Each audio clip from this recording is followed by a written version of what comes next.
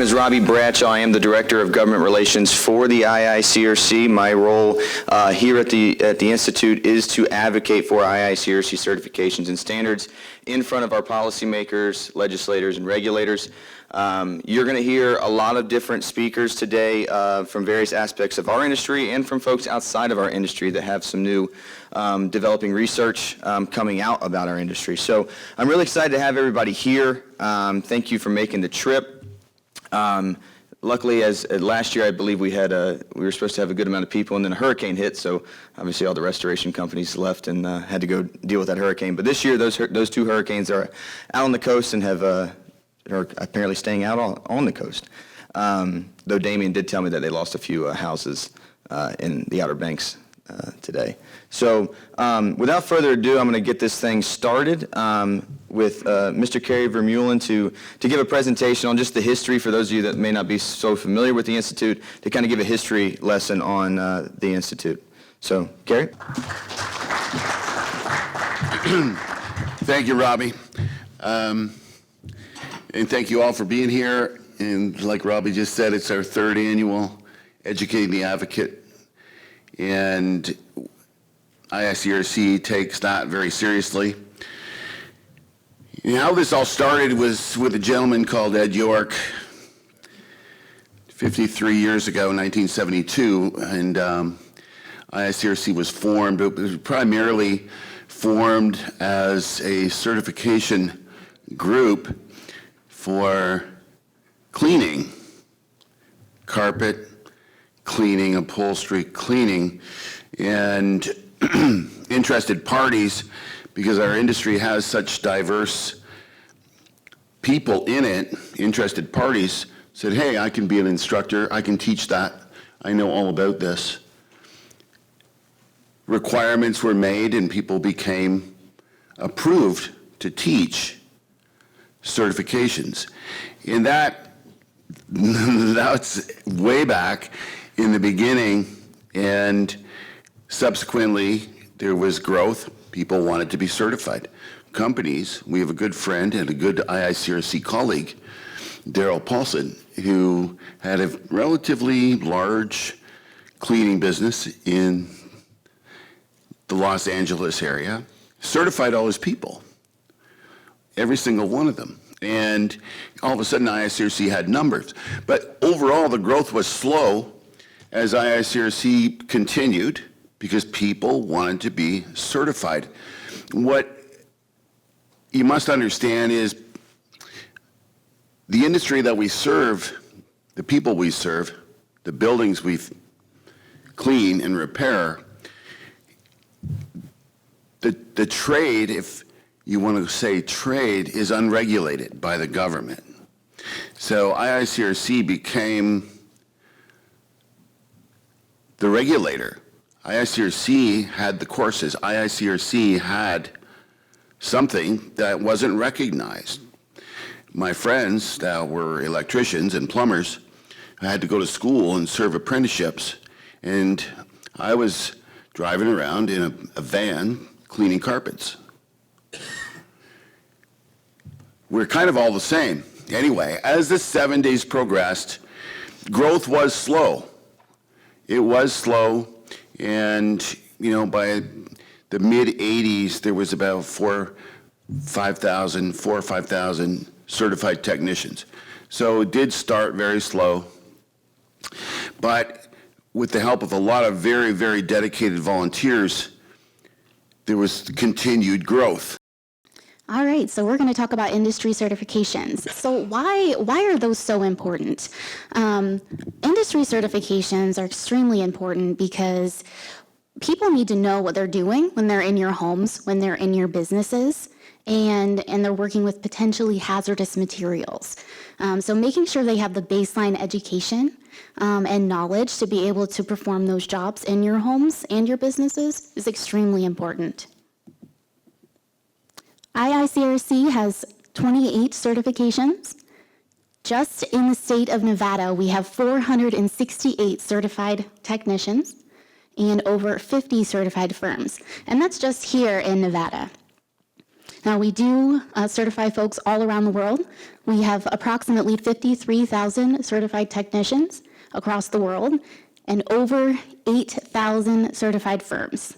So we influence a lot of folks, and certifications are very important to a lot of people in a lot of different ways.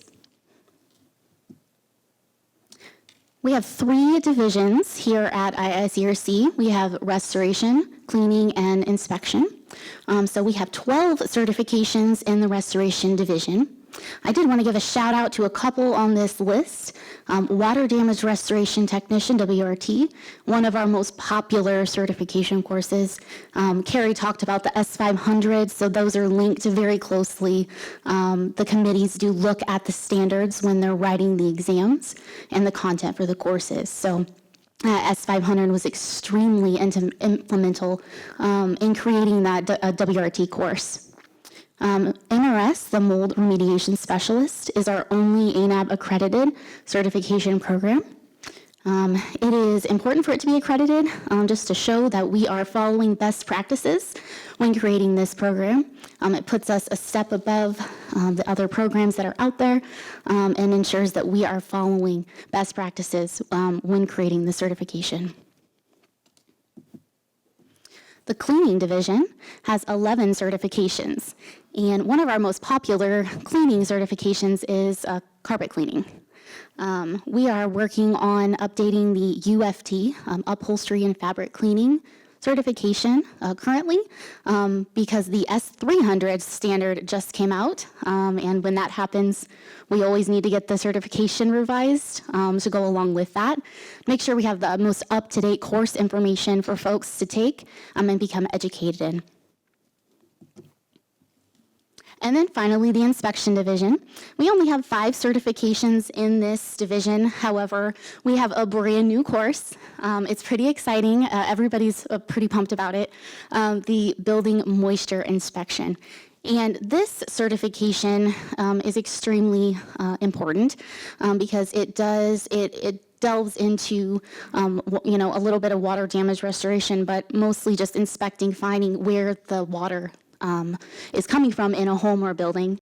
Okay, so I want to talk to you a little bit about what we do, how we do it, what kind of oversight we have at IICRC when it comes to standards, and all the different hoops that we jump through. I will, just as Stephanie did, I will try to keep it as simple as possible so as to not bore you to death. But there are a lot of intricacies involved in it, so I want to share some of that so that there's a good understanding of sort of the process that we use to develop our standards and the outcome that leads to as a result, okay? So a little bit about ANSI, first of all. ANSI is the American National Standards Institute. It is it's a nonprofit organization. It is the American body that oversees all accredited standards developers in the US. There are approximately 222 accredited standards developers in the US, and IICRC is one of them. As Carrie mentioned during the history lesson that we got, which I thought was fantastic, IICRC was accredited as a standards developer with ANSI in September of 2005, so we've been doing it their way for a while, and I'm going to talk about what that means and how we do it. So part of being accredited as an ANSI ASD, accredited standards developer, means that we have to follow what they outline as their essential requirements for standards developers. And I'll go into that a little bit, but that sort of is the guardrails that ANSI puts in place to ensure that we follow all the requirements when we are developing a standard so as to be able to allocate the standard as an American national standard. So anyone can sit as a group, put together a document and call it a standard, but that would have no credibility really because it would just be the opinion of a group of people. Whereas when we go through the ANSI process, you'll see the many hoops we have to jump through, which leads to credibility within the industry. We also, in addition to complying with all of their essential requirements, we get audited by ANSI on a 5-year cycle. They come in, the auditors come in digitally. and review our procedures to ensure that we are complying with the ANSI essential requirements as well as our own written standards developing procedures to publish our standards. And if we're not, then they pull the accreditation either of the organization or of individual standards. And so that happens every 5 years, and I'm at the happy receiving end of that right now. We do revise our procedures based on ANSI requirements, and then we get accredited based on those approved procedures and approved audit. So it's that whole process of getting reaccredited after every audit, which is essentially every 5 years. But what challenges are you facing in recruiting and retaining skilled workers in the restoration and cleaning industry? And guys, I'm just going to point blank say this. Ever since the first business was ever invented, it's always been hard to find good, skilled, qualified people. And I hear it all the time. Well, Mark, you don't understand. Since COVID, we can't find anybody. Guys, I haven't been able to find people, since 1492 and Christopher, Columbus, Sildios, and Blue. So, Beth, what are your thoughts about how do you go and find and retain people? Well, the IICRC has a place to post jobs. We've actually been participating in that this year. And we'll put a job ad out, and they will help us put that ad kind of out everywhere. We've had several applicants come in that way. But we're out there, looking on the street for people. When we are out on jobs, we're looking for people. We're searching everywhere online. My biggest challenge at this moment is finding people interested in doing the work we have to do. First off, everybody wants to come in off the street and they want to be a supervisor, right off the bat. They don't want to start off they don't want to climb the ladder, right? Everybody wants $35 an hour. On the East Coast, our pay scale's a little higher than some other places, so everybody wants to come in. They want to be in charge, a supervisor, writing protocols when they have no experience. The second thing with the younger generation is they think there's a 12 o'clock lunchtime every day.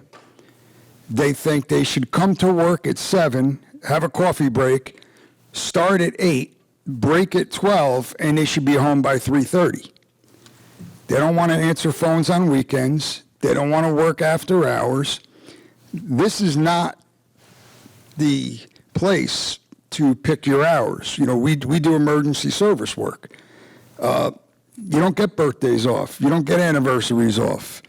Floods, fires, things happen at inconvenient times.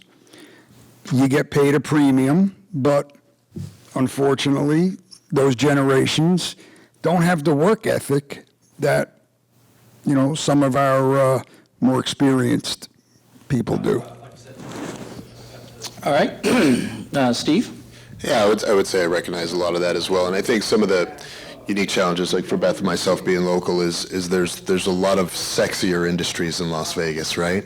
There's a lot of things that appeals to the younger generation, even the older generation. And I feel like so you were asking what some of the challenges are. I think that some of the other options that are available here, if you just want to do the type of labor work and are interested in like the engineering platform, I think that the casinos kind of scoop up those top candidates, people that are kind of focused and dedicated and want to go and punch the clock and do that. And like Jason said, it's the younger generation, has a different mindset of work ethic. But we found them, they're out there. There's hardworking kids out there, and we try to, one of the places we try to look is everywhere. So we try to, if I meet a guy that's trying to sell me a pair of sneakers and he's dynamic and young, I'm going to ask him what he's interested in and try to just connect with people that have the dynamic or the work ethic that we're looking for, and then dangle the carrot of what we do a little bit and see if that appeals to them. We are kind of unique in that, we have 12,000 members across the world, but we also represent manufacturers of cleaning and disinfectant products, equipment, so a lot of the stuff that you guys probably use in your everyday. We also represent the distributors, but then also the end users, and this is all types of cleaning: homes, hotels, hospitals, schools, mold remediation. So we're a little bit different, which is great, especially when you're working with groups like IICRC or others, because we're able to tell that full story, right? Whether it's issue like tariffs, how do tariffs impact the cost of a product that go down to the supply chain, to the customers who actually buy and use those products. It's also good to work with a group like IICRC that takes advocacy so seriously. Mainly because, we can't be an expert. I used to say we cover a lot of different issues. So it's always good to be able to, call up Robbie or the team and say, hey, like, I see this bill in New Jersey or whatnot, should we be supporting it? So just lending that a larger voice for the industry. I always say, we're a small industry alone, but if we work together, we can have a very powerful voice. So with that, just kind of a background, I know we, are kind of going to talk a little bit more about what I would say legislative or regulatory advocacy. I always put it in 3 different buckets. One is kind of what we're hoping to turn everyone in this room into, is being an advocate, right? Empowering you with the skills, the know-how. You know your business. No one is a better salesperson or lobbyist than the people in this room who employ people, who actually do the work, understand the business in and out, and as well as other key stakeholders. Then there's obviously the lobbying component, which is what, Robbie, myself, others, we're registered lobbyists, we're kind of doing stuff in between. But we can't do that without that first advocacy angle. And then also, I think something that's really important is compliance and risk management, right? Once a law or regulation goes into force, how do we help make sure that our members can comply with those? And also looking around the corner, right? We see a lot of different things going on with various different government agencies. What's kind of around the bend, whether it's ergonomics or limiting the amount of square footage that someone can clean, different things like that. So just kind of level setting. Advocacy is a lot of different things. It's advocating for the industry, right? So this is what ISSA and IICRC try to do, right? We're Switzerland. We try to make sure that we're putting out what can help build up the industry. But there's also small advocacy. You personally reaching out to not just your member of Congress, your state representative, your state senator, maybe even your city local, your city council member. The previous person talking about ordinance in a city, right? That can really make a lot of impact. You hear, obviously, everyone's so focused on what's going on, right? We have a government shutdown right now. Everyone's so worried about what's going on in D.C., and it's very important. But I think what's been really impactful and what Robbie and IICRC has been really smart about is going from state to state or municipality to municipality. Good afternoon, or good morning, and I'm the last thing between you and lunch. So I'm cognizant of the fact that this is an unenviable place to be in. Robbie asked me to take a few minutes to sort of talk about why I advocate for IICRC. Of course, I've got the usual slides at the beginning that talk about who I am. I'm going to skip over those pretty much. Basically, what I want to talk about is an example of a bill we're working on in Massachusetts right now, because it's a really good example of a lot of issues. And I want to talk about the payoff that I see for restorers, for consulting professionals. And I'm looking at this from a bunch of different perspectives. I've been in the industry since '94. I've been a manufacturer in various technical sales and marketing aspects of chemicals and coatings and that sort of materials and methods stuff. I've been a consultant, and I've done an awful lot of training. And right now I'm working with Sentinel primarily. They're a chemical manufacturer out of Minnesota, so if you want to talk about that later, we can talk about that later. But this is a manufacturer who I want to stress understands the importance of my advocacy activity and supports it as part of their sales and marketing process. And I don't think we're the only company out there that does that. In terms of where I'm coming from, I started in asbestos and lead in the early 90s.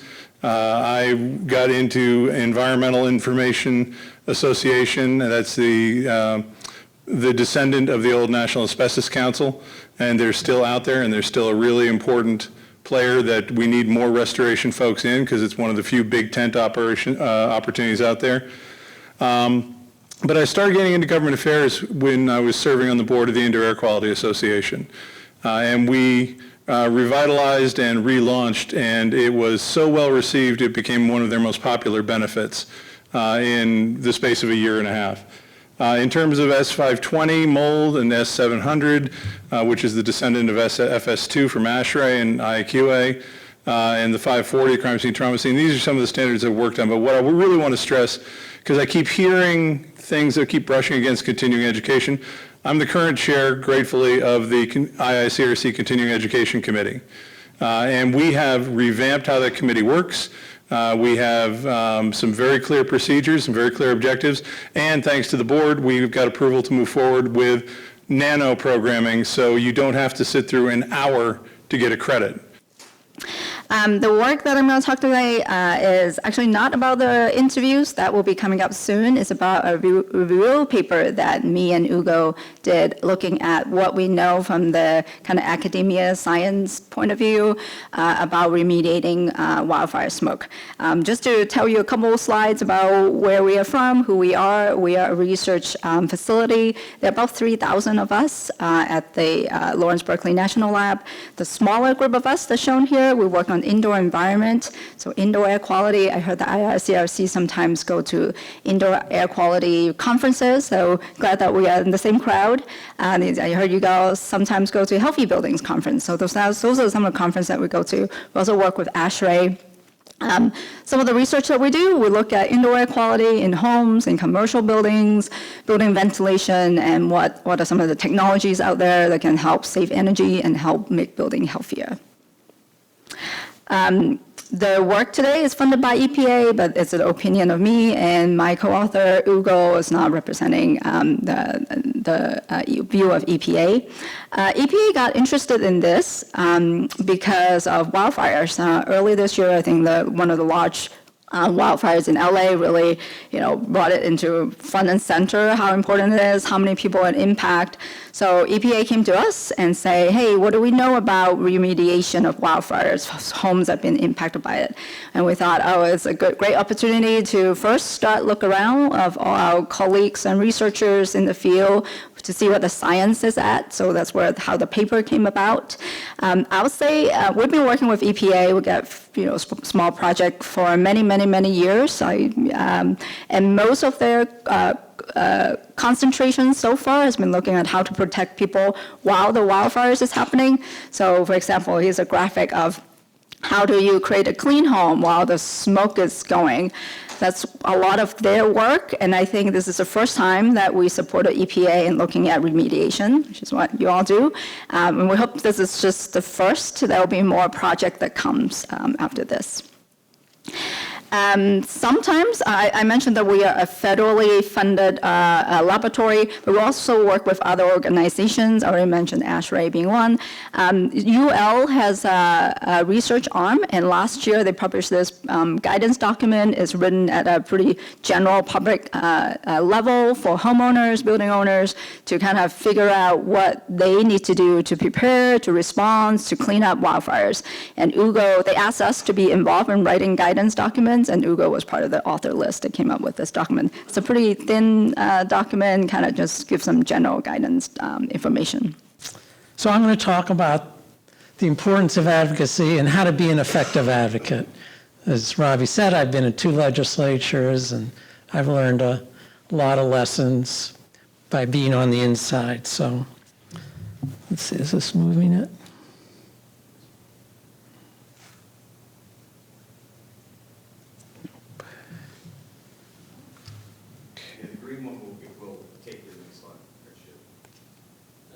Oh, how about that green one? Okay, here we go. So all this about me.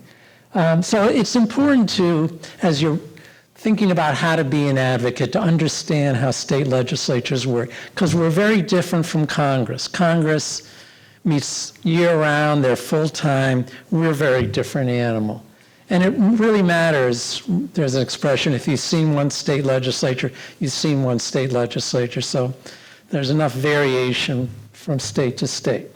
But first of all, we're always looking for guidance and assistance. In the state, most states, 3/4 of state are part-time, part-year. In Nevada, we meet every other year for 4 months. Now, the every other year is unusual. Most states, 46 states meet every year. But the 4 months is not unusual. Only a dozen states meet year-round. We meet 4 months when we meet. New Mexico meets for like 2 months. So these are and so things happen quickly, and that's important. And not only is it part-time, part-year, we don't have much of a staff. Members of Congress have, I don't know how many people, but they have specialists in each area. My staff, I have a single administrative assistant during session for 4 months, and that's it. So we are always looking for guidance and assistance, and that's where you come in. Because, look, I know a lot about healthcare and constitutional law, but I don't know much about remediation if my house has been flooded or burned. You all do. And so, as a legislator, and my colleagues, we all need to be educated. Because, the last thing you want is for us to be educated by somebody who's had a horror story from one of the bad apples in your industry. You want to come to us first. So a few things, because we're not expert, I remember when I started in Indiana, again, I came in, I knew health policy, I knew constitutional law, and there were bills about coal mining and hog farming. And what did I know about coal mining and hog farming? Fortunately, there were members of in our caucus, I'm a Democrat, so other Democrats in the House who were farmers or miners, and they could fill me in. But the important thing is we're always looking for somebody to educate us. So a lot of times people ask me, what is advocacy? And, John touched on it a little bit before. Advocacy is really about making our voice heard. You heard John earlier today. He stole some of my thunder because I was going to mention it. If you're not at the table, then you're on the menu. And it's true. For the longest time, the cleaning and IICRC has done a really good job of the cleaning side of things, but from the restoration side of things, we've never been at the table. People have been having conversations about the work that we do and how it affects just the average consumer. And we're not there, and we haven't been. But since 2021 and other times before then, I think we're starting to get involved. As Vince was saying earlier, we were talking. RA's got a couple of moments in time where they've been at the table as well down in Georgia and with the National Committee on Insurance Legislators. However, these people with 5-letter acronyms are just so hard to remember all the letters. That is a joke on the IICRC, by the way. And like you heard from the Assemblyman, legislators rely on us. I mean, we are the experts in our field. So, he came in, I said, have you ever heard about the restoration industry? And he said, no. But it establishes a registry for mold remediation companies, so it doesn't really over-regulate you. It mainly says, hey, because what we're finding is consumers are typing in, mold in my home, right? And they go on Google, and the first thing that pops up is either the EPA or their Department of Public Health for their state, right? And the Department of Public Health, they'll click on it, and it'll tell them all about how mold's bad. You should get it remediated, and then it doesn't tell you who the heck should remediate it. And so you're kind of sitting there like, what am I supposed to do here? And so we said, well, why don't you have a registry up there of all the people that are qualified to perform mold remediation, and you should also require them to follow the S520. And we're not, this isn't just exclusive to IICRC. We're open to other industry certifications, but we do want to make sure that no matter what certification you have, no matter what your educational background is, you are still following the S520. So this bill popped up in Iowa. We got it kind of passed in Illinois without the standard requirement. It's happened in West Virginia, and so we're kind of seeing it move and grow. It probably will be reintroduced in Iowa. It is going to be reintroduced in West Virginia. And again, if you're interested in something like this, let me know. We can go to your state as well. But there are people that have been advocating for a while, and we wanted to start a tradition with our third annual one. We wanted to start a tradition for an advocacy award, and this is for someone who has advocated for with the IICRC on a voluntary basis, because I can't win it. So this year, This gentleman has, spent hours working with me on language adjustments and things like that. And so this year's Advocacy All-Star Award is going to go to Mr. Cole Stanton. It's wonderful to do this because you see how it changes people's lives, so that's all I got to say. Thanks.